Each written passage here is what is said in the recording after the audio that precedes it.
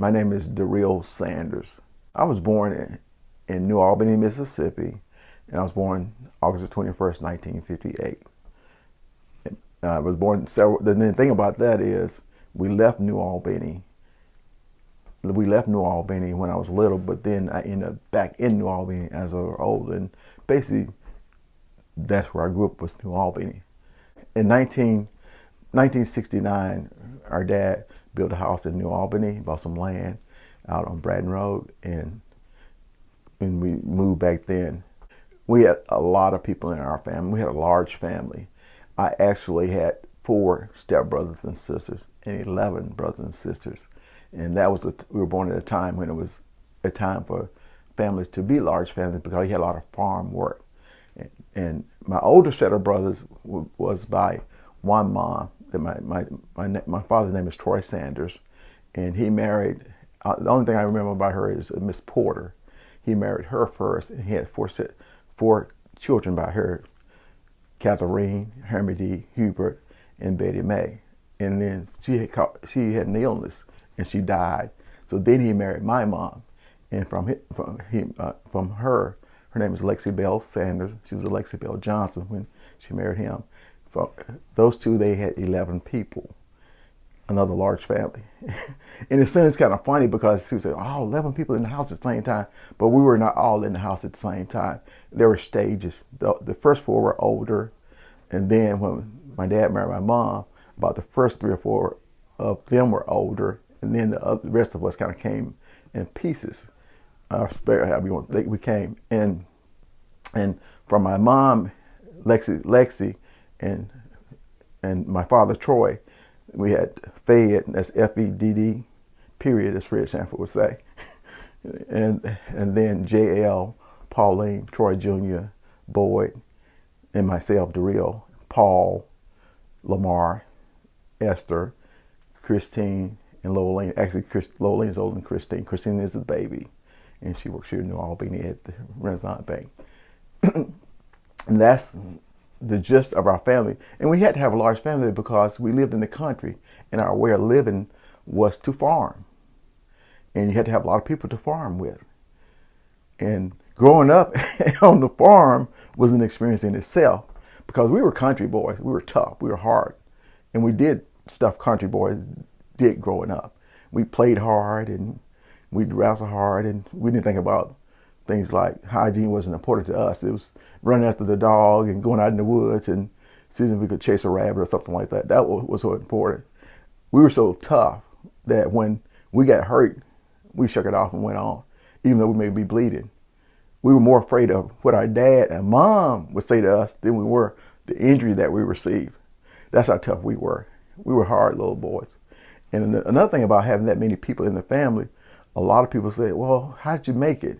Well, everything that we did was just a blessing of God. God blessing us to be able to make it. And the thing about that is, we didn't know we were poor. We grew up poor. We didn't know we were happy just being who we were.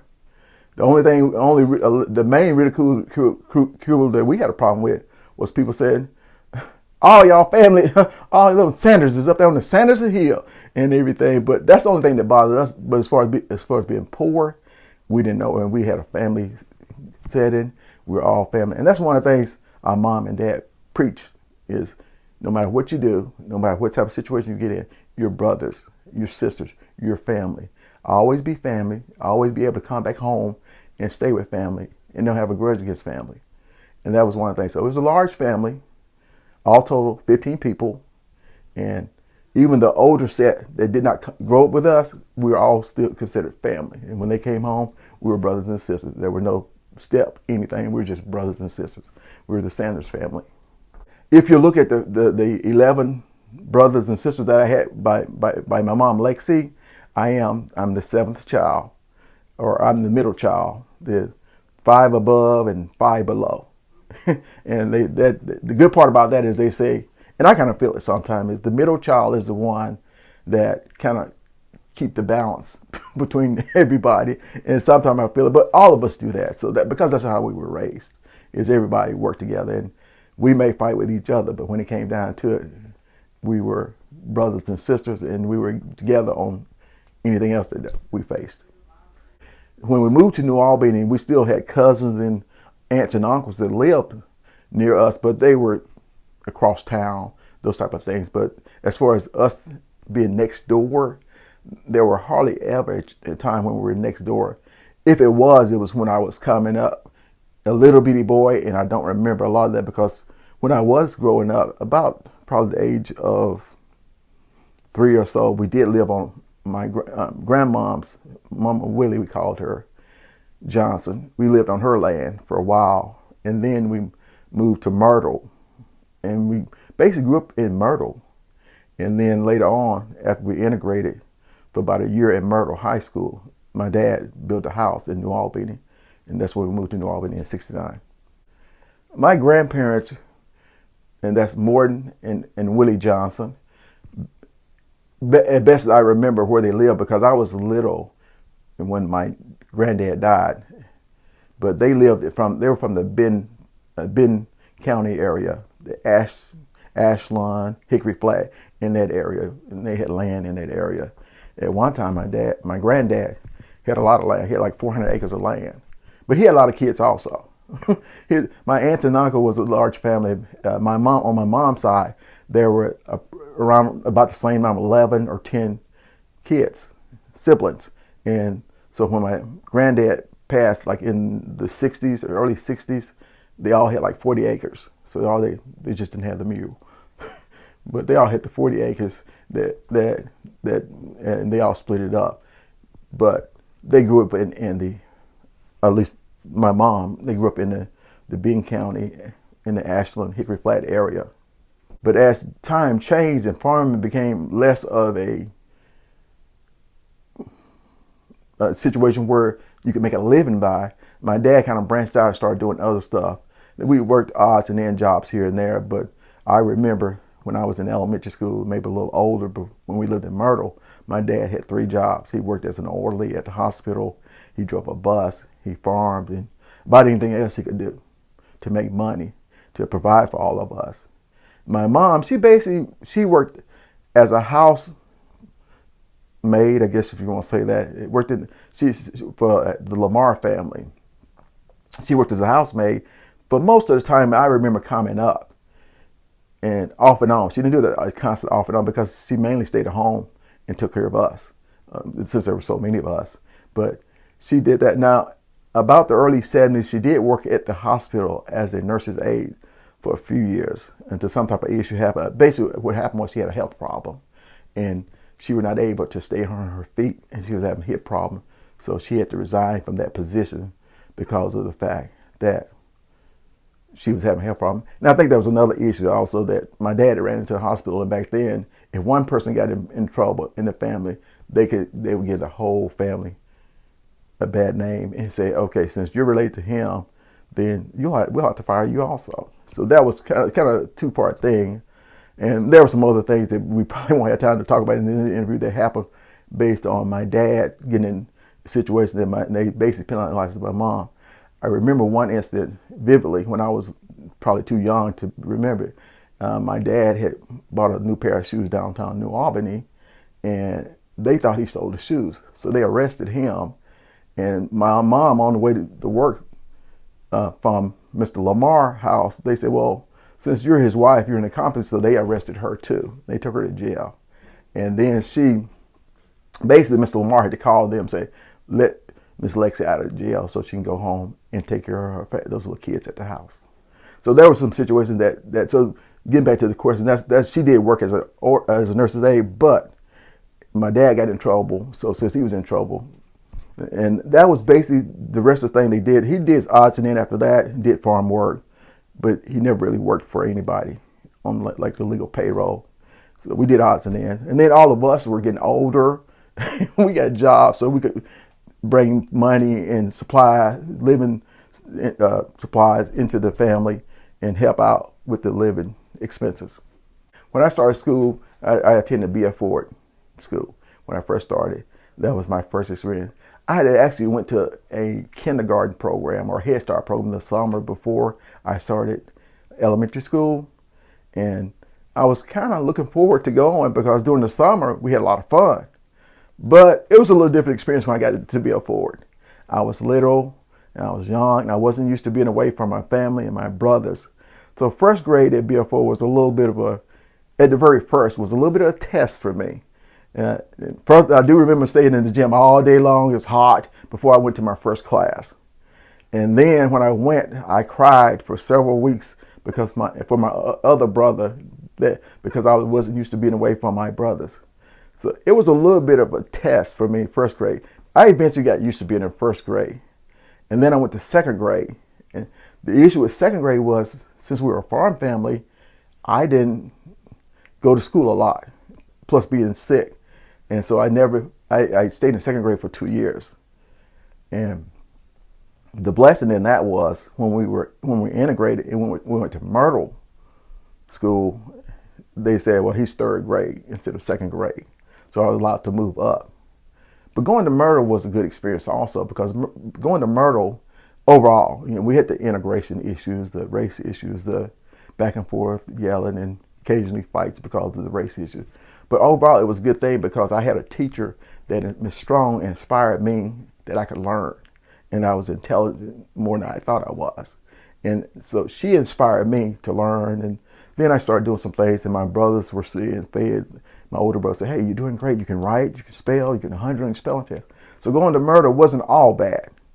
It was actually good because that gave me an opportunity to see how I was able to do some things and get beyond just being an old country boy.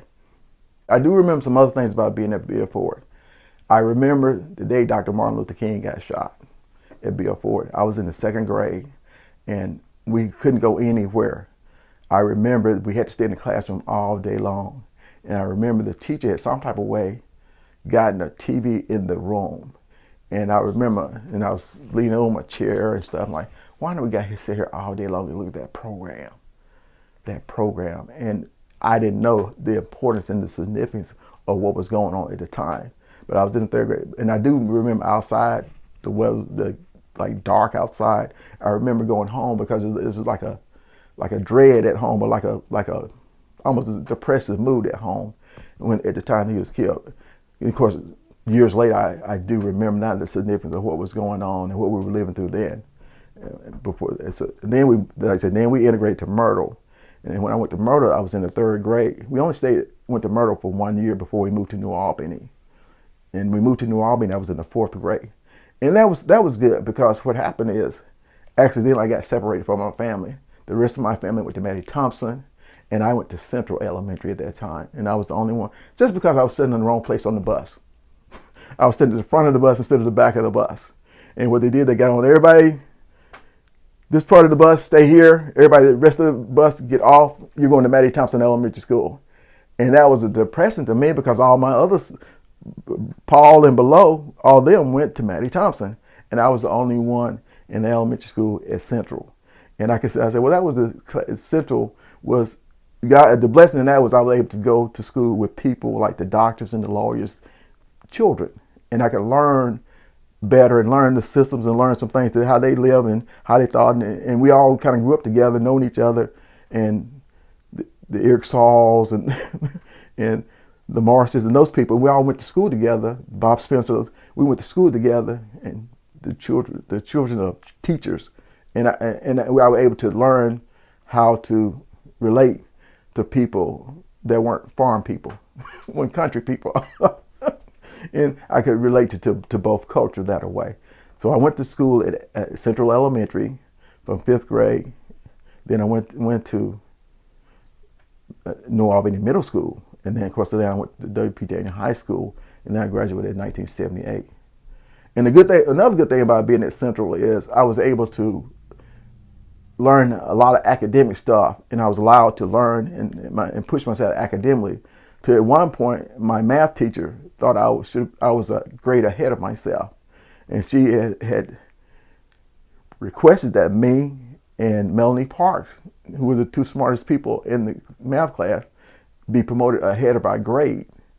And I had to tell her 1 year at the end of the school year, I said, Miss Strong, I'm only in the fourth grade. I'm not in the fifth grade.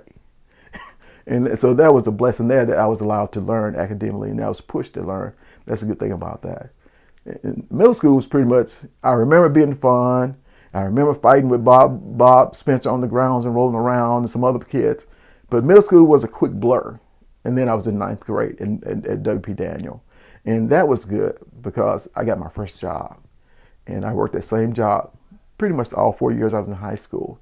And high school was fun because I was allowed to push myself further and I had some good teachers. I remember one conversation I had with Miss Carter. She was our typing teacher. And she said, don't you lower yourself because you have something special and keep going. You're going to figure it out, she said, in the future. You're going to figure out that there's something that you have and that you're better than you think. And the reason why she was giving me that conversation is my sister, Pauline, she came, when we moved to New Albany, she came into the high school like in 70, 71. And Pauline was really smart for a country girl because for all us being a country family, Pauline was like valedictorian. And the thing about that is, it was in the early 70s when Pauline was valedictorian, and it wasn't popular for a black student to be considered up there at that level. So I think she had to share some parts of her valedictorian status with some other people. But Pauline was really smart, and she was in everything, in the clubs, and she was, of course, straight A honor roll student. And I told Miss Carter, I said, Miss Carter, I want to be like my sister. She said, don't you worry about being like your sister. You be yourself because you got something. So those are some things I remember. Some good times about the high school, some laughing times. And there were probably hiccups here or there because I was a student. I was a teenager. And I did some probably teenager stuff. I wasn't awfully bad, but high school was fun. And from there, I went to Northeast. And Northeast was a real good experience for me. It was a real good experience. I was able to further my academics. I was able to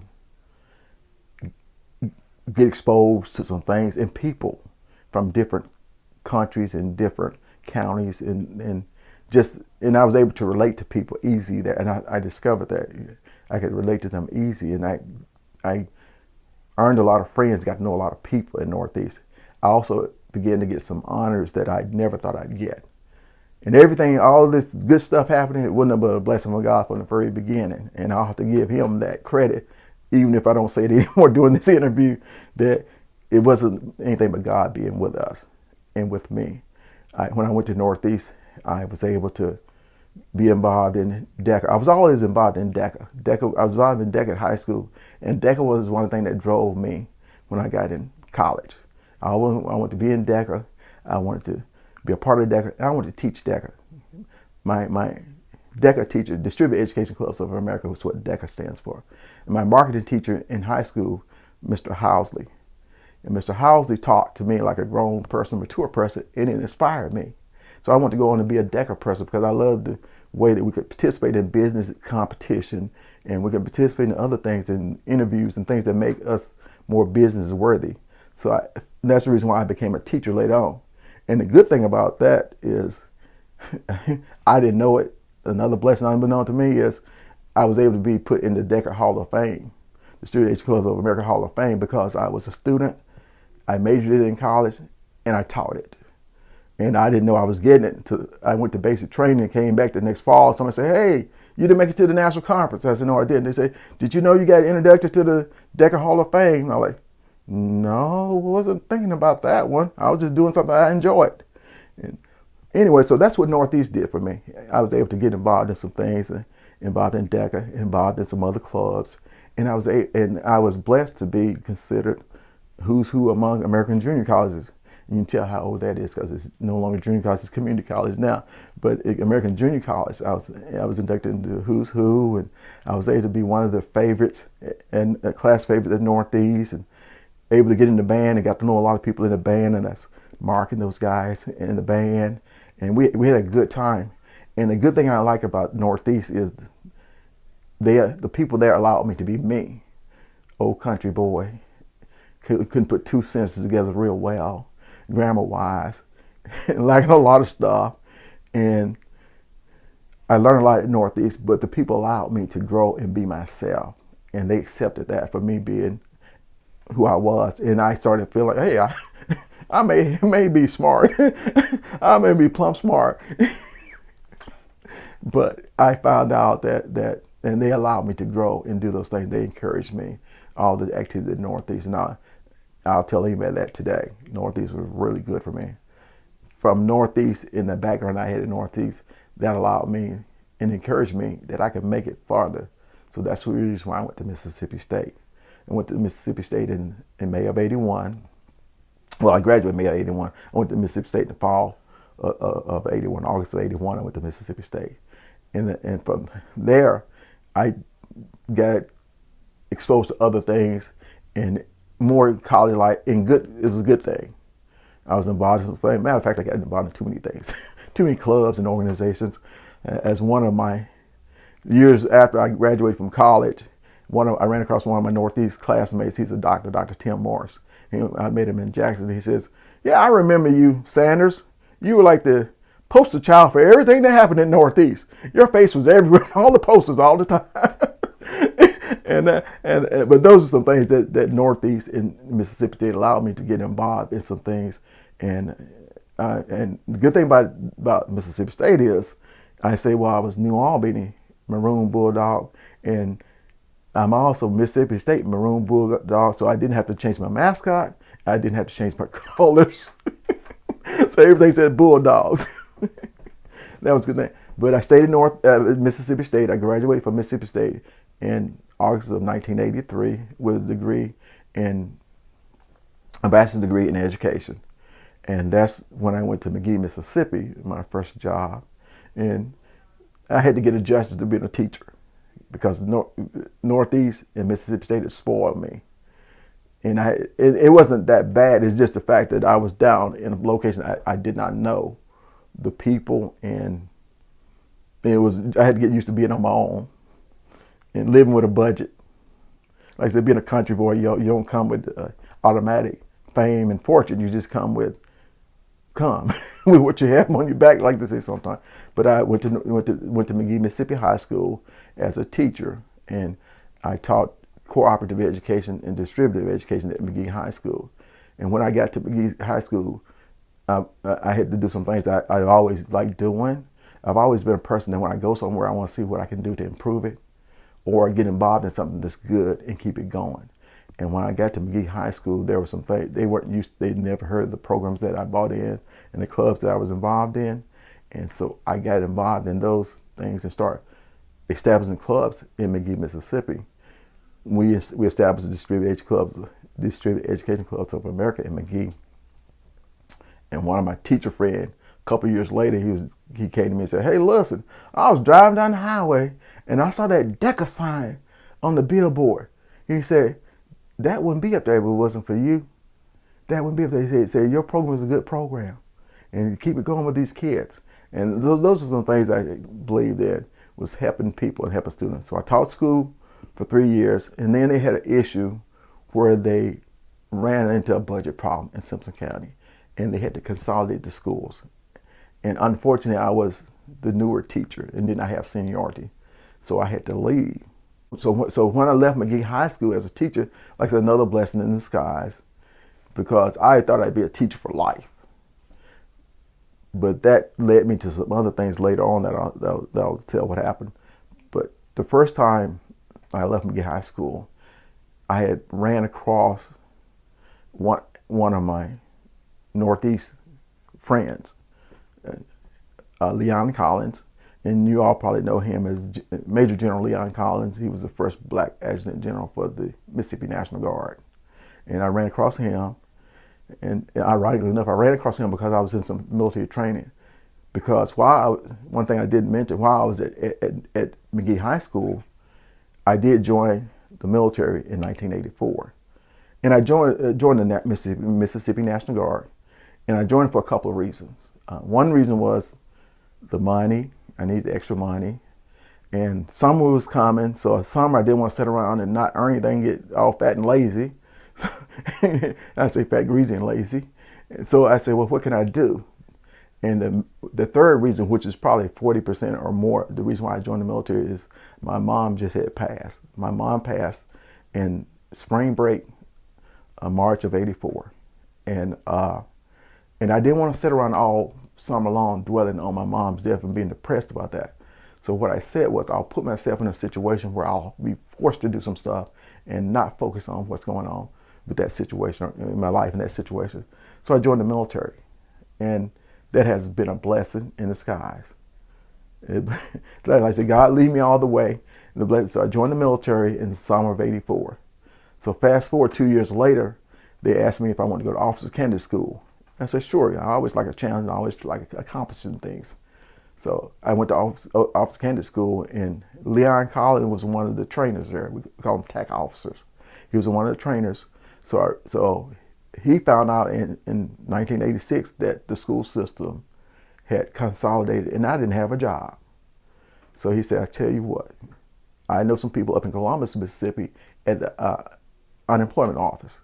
Do you want to go up there and be an interviewer? I said, well, I live in Jackson. I guess I could make that move. And fortunate enough that I went up for the interview, I got the job, but I just didn't have a place to live up in West Point and Columbus in that area. And I happened to run across Cheryl Kimmons, Miss Kimmons' daughter, and she said, my brother Keith Kimmons lives in West Point and he's looking for a roommate. And that was a blessing because, you know, the Kimmons are part of the B.F. Ford family also. And so I said, okay. So I called Keith up. He said, yeah, we'll get an apartment. You'll be my roommate up here. And that was a blessing. So I went to Columbus, working at the unemployment office. And that was a good thing because I learned employment laws, how to lose a job, how to keep a job, and things of that nature by doing the policy. So I worked in Columbus for almost 2 years as an employment interviewer. And I got married in 1987. And for a few months, I tried to drive back and forth and say, hey, but then that wasn't going to work out with the new marriage and all.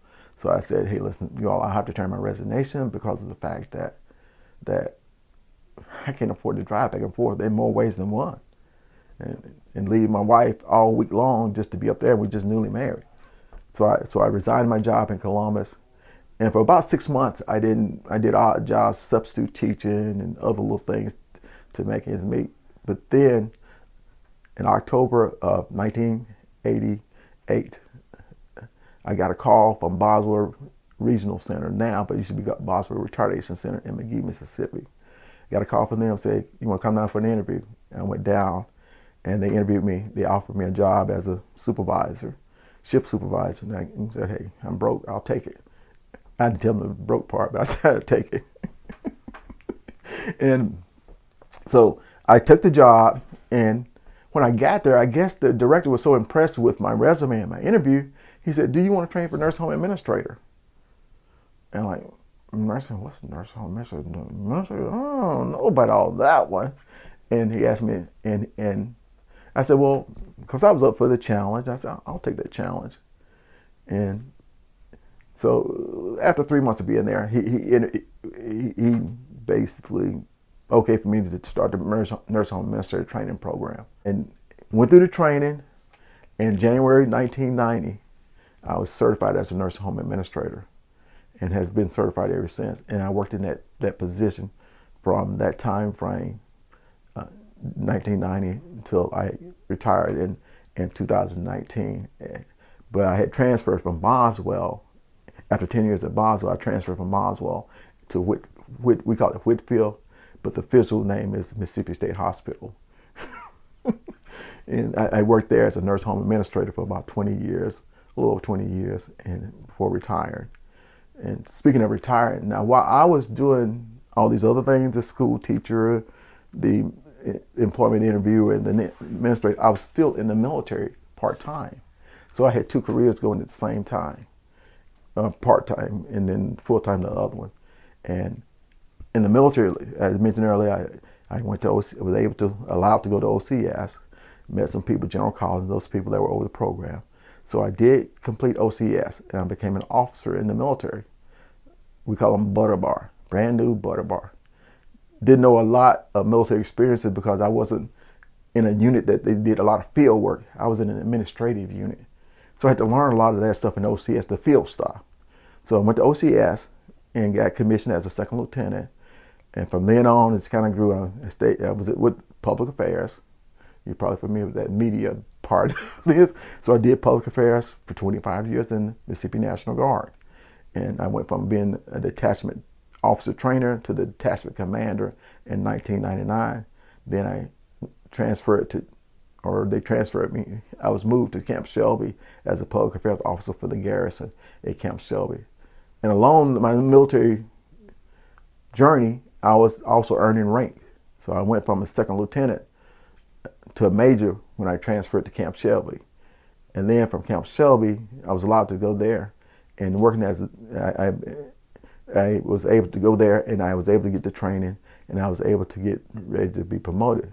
But just before I was going to get promoted, Camp Shelby's mission is to train soldiers to go to war. And they did what we call stood us up to do our wartime mission, because this was in 2003 and 2004 when the Iraq and Afghanistan war was going pretty hot and heavy. And so they stood us up, and I became the garrison public affairs officer. And I can tell you some things, interesting things there as being a public affairs officer for Camp Shelby. And that was considered an active duty assignment. And everything you can imagine I dealt with at Camp Shelby. Mutinies and a lot of stuff. And as eventually I got word that I had made the list to be promoted to lieutenant colonel. And I was able to get promoted. And that's when people first started calling me Colonel Sanders. Okay, that's when I first got the name Colonel Sanders. And as I did the job there, eventually I stayed down there for 5 years. And then I said, well, it's time to go back to my civilian job, and it's time to leave Camp Shelby. But because of taking that promotion, they said that I wouldn't have a slot to come back to in the Mississippi National Guard. So I went to the reserves. And I went to the reserves as the chief of public affairs for the 412th Engineering Unit in Vicksburg, they call it Engineering Theater Command in Vicksburg, Mississippi. And I was there for 8 years, a little over 8 years there. And while I was there, I was the chief of public affairs. And then my last 3 years, I was chief of internal review. But I was allowed to, blessed to, I should say, to obtain the rank of full bird colonel. So I'm the real Colonel Sanders, if you want to look at it like that. The real Colonel Sanders. I'm one of the real Colonel Sanders. And that's a blessing. Like I said, everything's a blessing, because if you look at this military rank, only 2 or 3%, approximately, maybe a little more, 3 to 5% of the people that join military makes it to the rank of colonel. And then if you add in the fact, the other odds and ends against me, the minority, then the percentages are even lower than that. People that join the military to make it to that rank. Just a blessing. And so that rank is in the top, like I say, 3 to 5% of the people that join the military will make it to that rank. And in 2019, I retired as a colonel from the reserves. And then I continued on working as a nursing home administrator at Whitfield, which is a part of the Department of Mental Health. So I basically worked for mental health. And I worked at mental health until, I retired from the military in 2017. I retired from Whitfield in 2019. I retired from Whitfield as a nursing home administrator. So I basically I had worked a little over 31 years for the Department of Mental Health. And I should have probably took my time and enjoyed myself a little bit. But I decided that since the Army would pay for me to go to school, I wanted to work on an advanced degree. And when I went to Jackson State, I wanted to work on a master's in public policy. And the advisor said, no, you have a master's already, because along the way, I did get a master's from Mississippi College in 1995. So the advisor said, nope, you have a master's already, so let's put this master's thing up and let's get this doctoral program. This is what you need to be in. So 6 weeks after retiring from the state, I started working in the doctoral program. And God has blessed me, and this is the last academic semester. After this semester, we started working on dissertations and things like that. But I didn't get a long time to enjoy my retirement, about 6 weeks. And so every time someone asks me, how's retirement? I tell them, I don't know yet. Let me finish the doctoral degree, and then I'll let you know. And those are some things that's been going on there. And along that journey, I forgot to add in, I was married in '87. I did mention that, married in '87, but about a year later, there's two young boys, twins, Marquez and Jaquez Sanders. They were born, and they have been a blessing too, because they were blessed, or I guess I should say still, with voices. God blessed them with voices that could sing like angels. And the thing about that is, especially when they got to high school, they went to Jim Hill High School in Jackson, Mississippi. They became a part of the high school choir. And it's pretty much a world-renowned high school choir, Jim Hill. Mr. James Hawkins is the director, and they have traveled all over.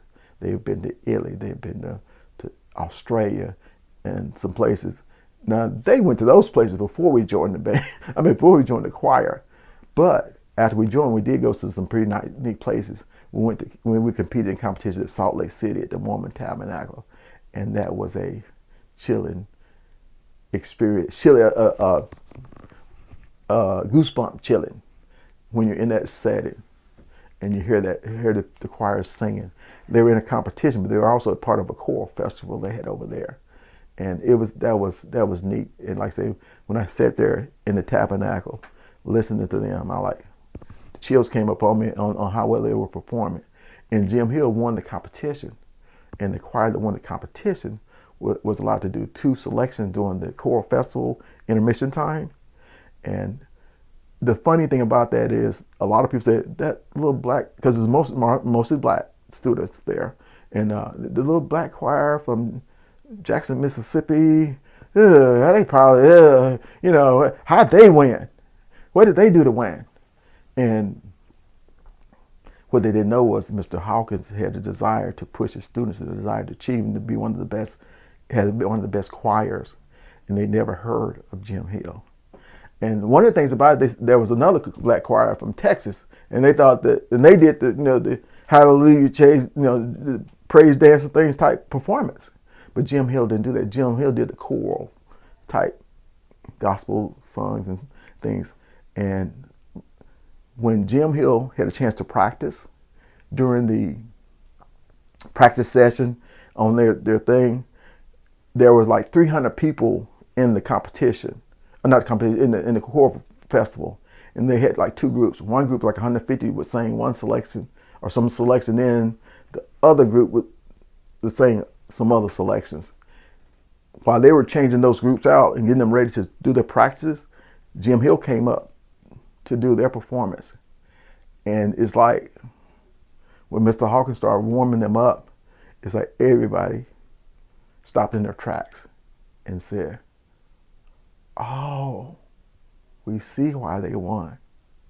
and that was the thing about it. So, and I got all that on tape, and that's the thing about it, is everybody's like, "Oh, because like I say, it made your chill bumps come on you. They were singing so good." And in that tabernacle, Salt Lake City is a pretty place also. It's a really nice place. And then the choir went to places like, we went to Vancouver, Canada for competition. We went to Toronto, Canada for competition, Hawaii. We went to the Bahamas several times, competition. And that's when I was with them. We went to other places. They went to New York, and they performed. We went to the Apollo Theater, rubbed the little right thing. When they rubbed the right thing, and so we competed in New York and other places. They were completed all over, and that was the blessing of having my sons Marquez and Jaquez, because I had a reason to go with them and could go to those places and get experience of those places. And eventually, that was a financial blessing because they were able to get scholarships to college, and that helped greatly. It helped greatly. And so since then, they've graduated, and that was in 2006. So you can add up the numbers and know that's been a while back. But those are some blessings, and those are some things. I was getting ready to retire June of 2015. Turned my retirement letter in and getting ready. As a matter of fact, we were having a retirement barbecue for me and some of the other people. And this is like May or 1st of June, having a retirement barbecue. I get an email from the Department of Defense saying, "You're not going to retire right now, because your name is part of a bunch of people that was a mess up on making promotion selection. So we're going to extend your orders, or you in the military, 6 more months to determine how it will affect you once we get all this straightened out. I get a call from my buddy, July the 1st, said, "Hey, Colonel Sanders, congratulations." I said, "Boy," and I was in the middle of a meeting department meeting with the nurse home administrators and everything, nurse home administrators. And I said, "Now, quit playing." I texted him back, "Quit playing." And he said, "No, for real." So I got up and said, "Listen, man, quit playing." He said, "You're the only Doril Sanders that's Adjutant General branch in the military, right?" I said, "Yeah." He said, "You just got picked up for promotion to full bird colonel." I like, "You kidding me?" I went from being retired to blessed to be promoted to the next rank. and I said, oh, one other thing I forgot to mention at the very first is my name is Doril Sanders. Some people have a hard time saying it. It's pronounced Doril Sanders, but I grew up Doyle. So Doyle. That's what my mom wanted me to be named, was Doyle when I was born. But we grew up at the time of midwives, and my midwife must have had some type of experience, whatever. Long short, my midwife put on my birth certificate Doril. But for a long time, people thought I was Dyle because that's what I was supposed to be. They called me that all the way up into high school. And a matter of fact, as I was getting ready to go into high school, Mr. Brownlee was our science teacher, biology teacher. And he said, "Listen, you all are getting ready to go to another level, almost to the adult level. So you need to stop using your nicknames on your papers and things. Start putting your real name." He said, "You need to start using your real name." "All right, my real name is Dyle. That's all I know." No. He said, "Your name is something else. Go check." And then I went and checked my birth certificate. And that's a shame, but I went and checked my birth certificate. And so if I hear somebody says Doll, then I know that's somebody from New Albany, because nobody else knows that. The only people know that my name is, and that's my mother wanted me be named Doyle. My dad thought I was named Doyle. My older brother argued that his name is Dyle, where he went to college and changed his name because he got famous. But when we put the birth certificate, I know his name is Doril. And the only time I heard anything about what Doril was about and from was when I was teaching at Boswell. I had a Brazilian student, and he says, "There's a drug company in South America named Doril. They make drugs like Tylenol, but stronger than Tylenol." He said they won't allow them to sell it here in the States. He said, "But that's where Doril. We have a Doril drug company down there." So my little addition or interpretation of why I got named Doril is because I must have been giving my mother some hard pain when I was born. So the midwife must have known a little bit of medical terminology, so she named me Doril, hoping that my mom could have some relief from the pain. A lot of people say, do you have a middle name? And I don't have. A lot of us don't have middle names because there were so many of us. The only 2 names they could think about was our last name and giving us a first name. Now, there were some people in our families that did have, my siblings that did have middle names, but 2 or 3 of us maybe had middle names. The rest of us, it's just 2 names. So many of us, you could only come up with 2 names. Marquez and Jaquez Sanders. Marquez is in Denver. He has just completed, he's the older of the twins. He has just completed his master's degree he got it industrial technology, but basic information technology and the computer field. And he's living in Denver. He just went to the University of Denver, and he's working out there. He recently changed job because he went to a job with more money now that he has his degree. So he's working with a company that works with a software for hospitals and medical field people. And so he's working there. Jaquez is working in Denver.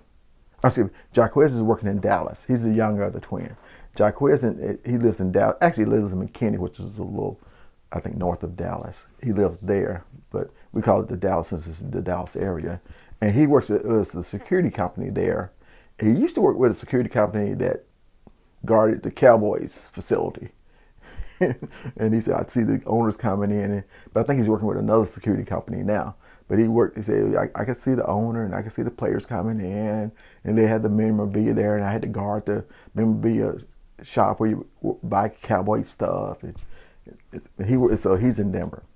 This doctoral program in public policy administration at Jackson State will allow me to do a lot of things. Probably the main thing I'm looking to do is go home and get some rest and enjoy retirement for a little while. But actually, there's about at least 3 goals that I'd like to do. And one is I'd like to be a professor, possibly, or work on some city council boards with programs that write grants and get funds for the city, help some of those social programs there, or either write programs for other organizations, like nonprofit organizations such as churches or whatever, write grants for those, or write programs for them to go by. And I'm not interested in politics. The reason why I say that is several people have asked me along the way, ever since I graduated from Mississippi State, why don't you get into politics? Why don't you get into politics? And I've always said, I can't get into politics because you got to be too crooked. But I've had, as a matter of fact, probably recently in the last couple of weeks, people have asked me, why don't you get into politics? I've had some people at my home church of what we call it, Zion Chapel down on 30, have said the last time I was home, they're like, you need to come back and get into politics.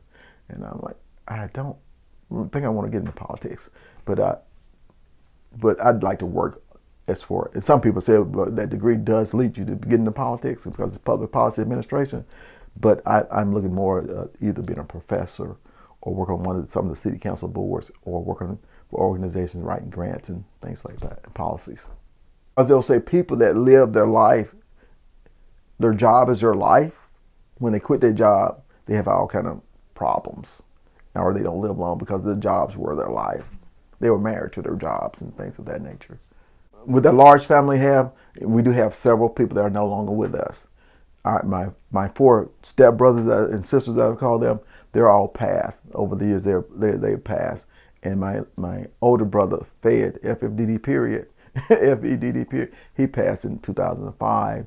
And since then, we had our younger brother. He wasn't the youngest child, Christine's youngest child, but our younger brother, Lamar, in 2016, he was killed. The lady hit him, and he was working on his truck. He drove trucks for a company, and he was working on the truck, and the lady came around, speeded, and hit him, and basically caused trauma to the brain, and basically he died from his injuries. And so that was 2016. And those are the only, everybody else is still living. Pauline was the first one to go to Northeast.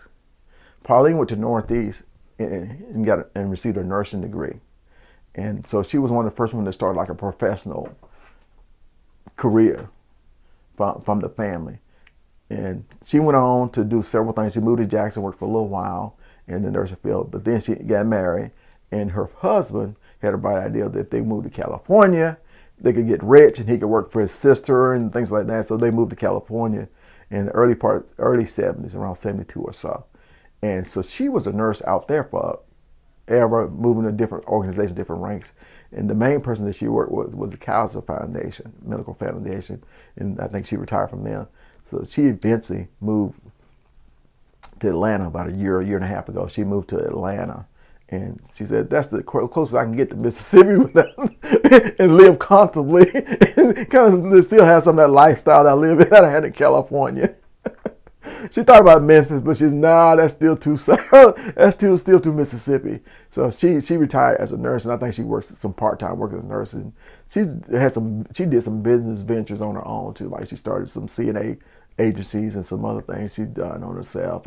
Public speaking, training people to be public speakers, and she's great in Toastmasters. And I kind of got into Toastmasters a little later on, and I was blessed to become just a few months ago. I earned my distinguished Toastmasters certification. That's like earning a general rank in the military or Eagle Scout in the Boy Scouts, and which my sons are Eagle Scouts, by the way. They were able to get Eagle Scouts. So she introduced me to Toastmasters, and she is a trainer. She can go to a place and she can train people on public speaking at that organization and doing presentations. Right at this moment, she's living in Atlanta. I think she's doing some part-time work just to kind of keep herself going because she's retired. She's living in one of the suburbs of Atlanta. And that's what she's doing. And like I said, the good thing about Pauline is she was smart, and I wanted to be like her. And actually, and there's a 5-year difference, but we were actually in competition on who could be the smartest. And she's 5 years older, and so we'd have our little wits competition. I'd say something, she'd correct me, and she'd say something, I'd correct her about the facts. And so, even though we were always at odds because of us being the smartest, we actually really good, good friends. And I wanted to be like Pauline, and that's the reason why I went on to Northeast, and then I went to Mississippi State. And the thing about that is, and this is probably one of the drawbacks of my dad and I'm not having an education, but just making it, because my dad had like an equivalent, maybe a 3rd grade education at best, and my mom, she had like an 8th grade education. But my dad didn't see the need for me to go to Northeast. He thought I should stay here in New Albany and work in a factory and be like some of the other people and try to make good money doing that. And I remember my conversation vividly with him and said, Dad, I want to go and try. If I don't try, if I don't make it, I fail, I'll come back and I'll work in a factory. I said, but I want to go try. And it wasn't a blame on him, but he just didn't know. That was his way. That's how he was brought up. And so his way of life. And so I did go, and I was successful. And the good thing about I was the first person in our family that went to a 4-year college and received a degree.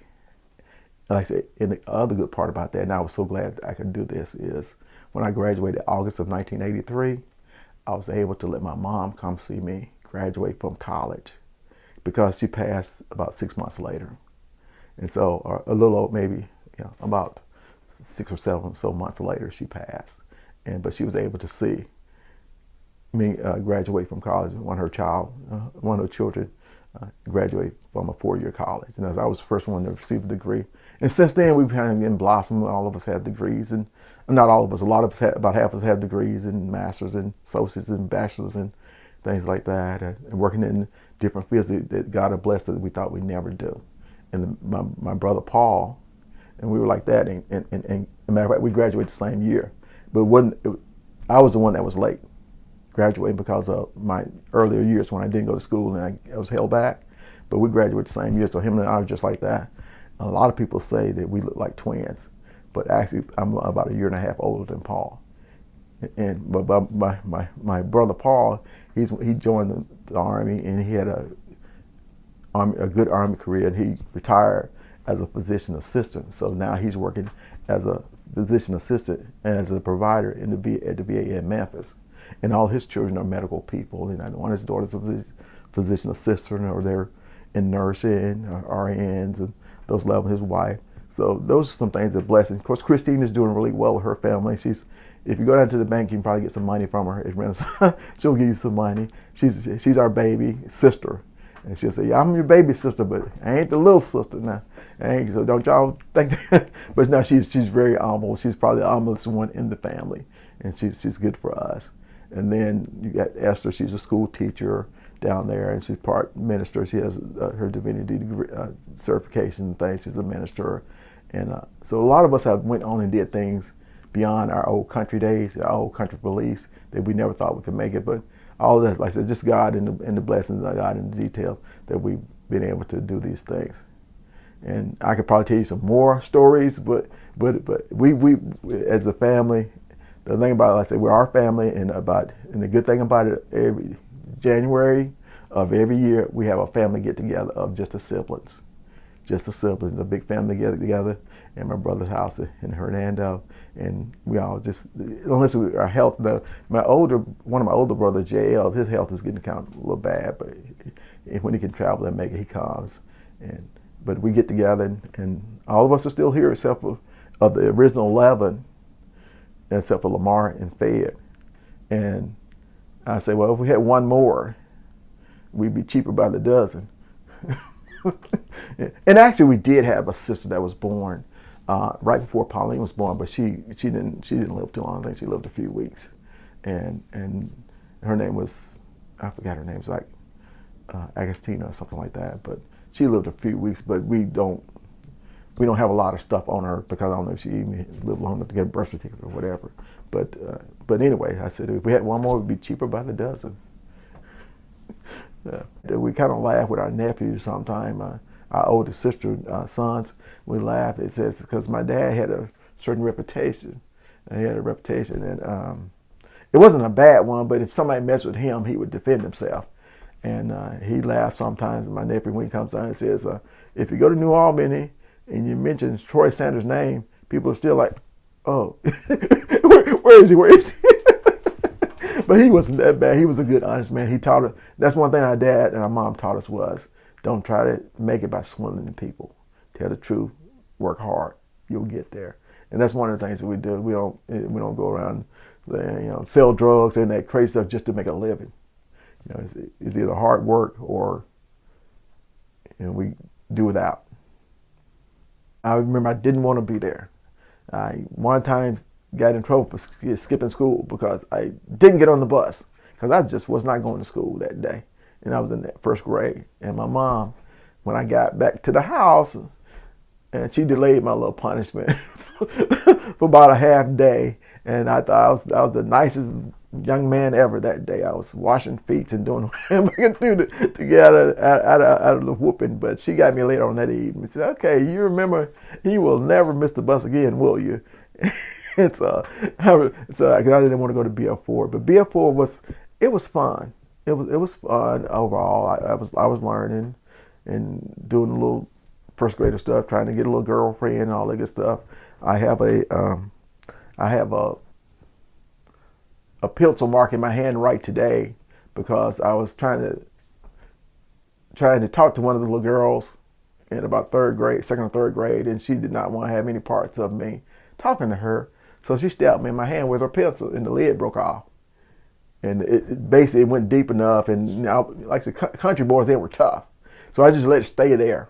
And it eventually grew into my hand. I can see a little black mark there still today.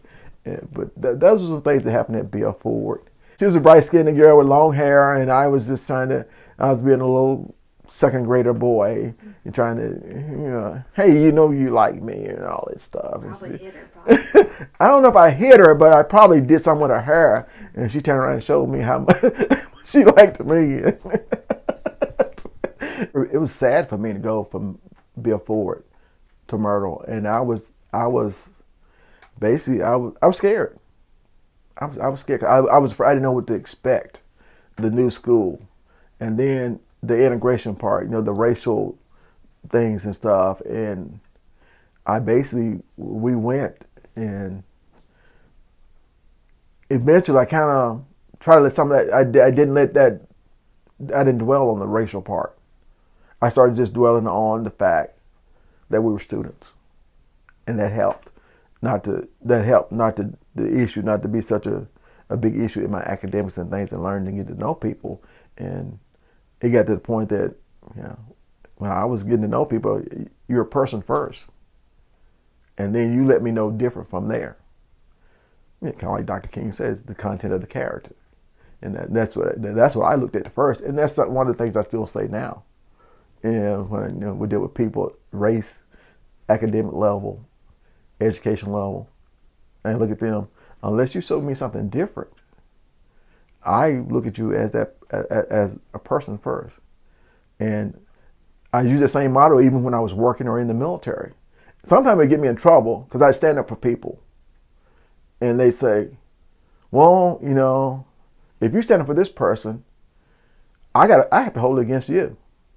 And then I'd say, okay, well, if you hold it against me, then I have to pull the legal requirements out and see if you're right. So if you show me that you're holding against me because of that, then but for the most part, I'd say, listen, this person has did no harm. Why do we have to dress them like this? And that was one thing our mom always taught. If you don't have a beef with somebody because somebody else has a beef with somebody, you don't have a problem with them. You let that person treat you wrong before you have a problem with them. And that's one of the things that so if I go into a situation, I've gotten in trouble, and I've been blessed a lot of times to get in more trouble, but with God, I've worked out to where I was able to get out with no harm, no foul, so to speak, in a lot of situations. But I looked at people as people, and you show me different. And then when if you're doing what you're supposed to do, I can say, yeah, I'll stand up for you. But if you're doing something wrong, I say, you're doing something wrong. And but that was one of the things that the VF Fords and the Myrtle Elementary and the New Albany Elementary and the New Albany Middle School in New Albany in the Northeast and in the Mississippi states, it's how you look at a person based on, you treat a person based on.